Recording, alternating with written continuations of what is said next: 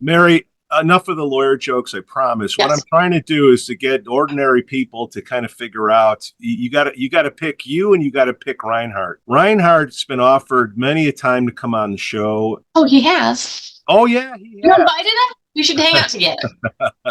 All I can do is go by what I hear and see, right? Just like we're at the bar talking, and what I hear is you got a guilty white guy that's in charge of putting people in front of the judges. I mean, in layman's terms, is that what he is? And if he is, why is he the guilty white guy? Like, why does he feel that way that we can't even call them victims anymore? What do you call them? And I think what I'm about to explain kind of represents our culture right now to some extent. So it's normally like, right, someone commits a crime and there's a victim. A defense attorney's approach, right? And he is a career defense attorney. I'm a defense attorney now. Defense attorneys are very important in the criminal justice system.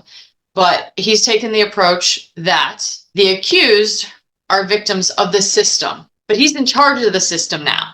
So he's still protecting the accused as the system, when the problem is the system has a big duty to protect the public and be a voice for victims. So the problem is this relationship has really altered his ability to be a voice for victims and to protect the public. I think my opinion to you guys is not to insult. It's just it's my Okay. opinion.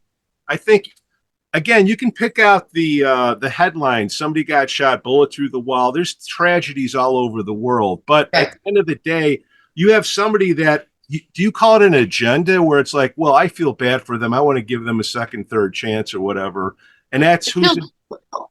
Am I looking at it the wrong way? No, I don't think that's the wrong way. I think that there is a political agenda, right? And I think that that agenda is problematic. That's why, I mean, politics don't belong in the office because it skews up, the office's ability to do its job, which is to enforce the laws fairly and justly. There shouldn't be an agenda. There's laws that need to be enforced and there's discretion. So, Mary, you had a bunch of people leaving Rinehart, okay, because he never prosecuted anything. I've heard, so he's kind of learning on the job. I don't want to say he's an idiot, but he hasn't had the feedback of experience to do a good job. And lawyers like you, because I think you skedaddle too. You're like, who's this guy? I'm out. It's something. I tried to stay. Yeah. I tried. I'll go through like some of the stuff he was doing because I can't Oh. ask him. I have to go through you. As you mentioned, he had never been a prosecutor before, right? 18-year defense attorney, never even prosecuted a speeding ticket. So then, the blue wave or whatever happens in 2020. 2020 was just a weird year. He becomes the head state's attorney, right? He's now in charge of the office he's been railing against his entire legal career. Fine. He gets there. This would be an opportunity to say, okay, you know what? Now I'm here. I have never done this job, but I'm surrounded by people who have. So now is the time to be like, okay, this is my new job. Let's learn. Let's rely on people who have administrative knowledge who can teach me. But he didn't. He fired them all.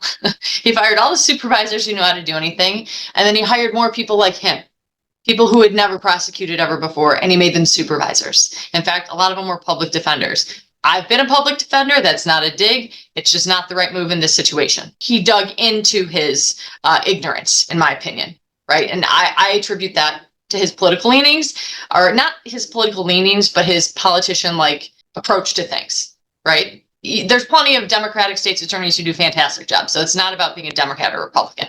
But he chose to dig into that kind of mindset. When he hired these people, they also mirrored a lot of his political beliefs. And for instance, I think what you mentioned earlier, the thing that was my final line in the sand, because there was a lot that happened while I was there that gave me a stomach ache for several months. One of his new supervisors instructed the young, brand new misdemeanor assistants who were just learning how to be attorneys and handle power and this, that, the other.